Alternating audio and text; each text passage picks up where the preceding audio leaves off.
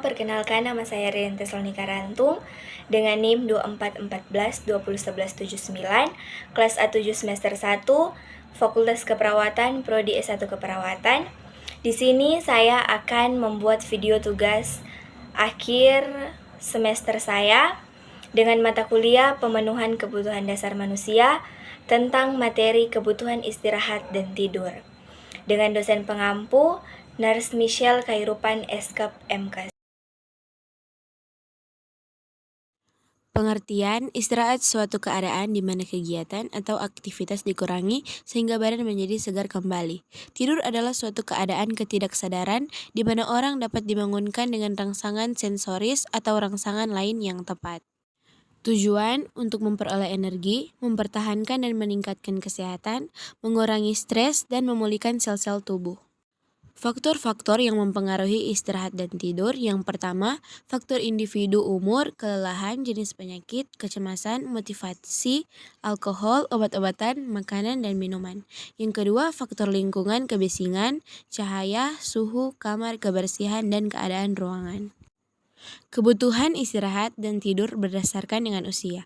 Pertama, masa bayi 0-2 tahun, kebutuhan tidur 14-18 jam sehari dengan tidur siang 1-2 kali. Kedua, awal masa kanak-kanak 2-6 tahun sekitar 11-12 jam sehari. Ketiga, akhir masa anak-anak 6-12 tahun sekitar 9-10 jam sehari.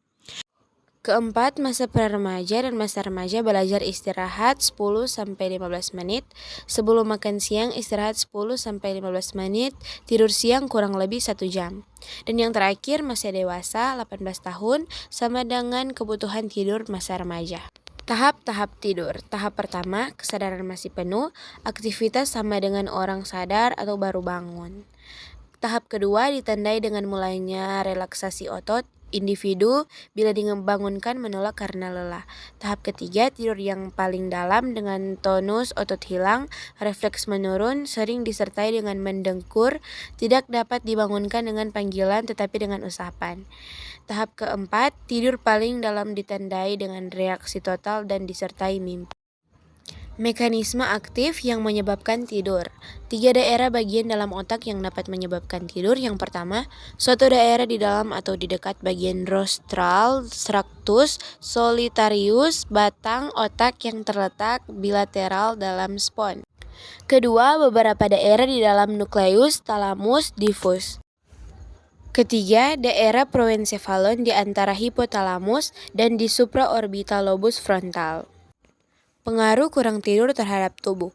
Pertama, pengaruh atau mengganggu kerja otak, dan yang kedua menyebabkan perubahan proses tubuh. Gangguan tidur dan cara mengatasinya. Yang pertama, insomnia, yaitu susah tidur, tidur sebentar-sebentar dan bangun terlalu cepat dari tidur. Mengatasinya dengan makan-makan yang mengandung protein tinggi sebelum tidur seperti keju dan susu. Yang kedua, somnambulisme, yaitu berjalan-jalan dalam keadaan tidur, banyak terjadi pada anak-anak. Yang ketiga, enuresia nokturnal, yaitu kencing pada waktu tidur, sering terjadi pada anak-anak. Yang keempat, narkolepsi, yaitu keinginan yang tidak terkendalikan untuk tidur. Tidur dapat dilakukan di mana saja. Yang kelima, apnu tidur dan mendengkur, yaitu mendengkur karena adanya rintangan terhadap pengaliran udara di mulut dan di hidung. Apnu tidur yang mengacau pada saat di antara masa-masa mendengkur, orang dapat berhenti nafas selama 15-26 menit. Kadar O2 menurun dan denyut nadi tidak teratur atau tidak naik. Halo semua, jangan lupa bergabung bersama kami di Universitas Pembangunan Indonesia Manado, khususnya di Fakultas Keperawatan.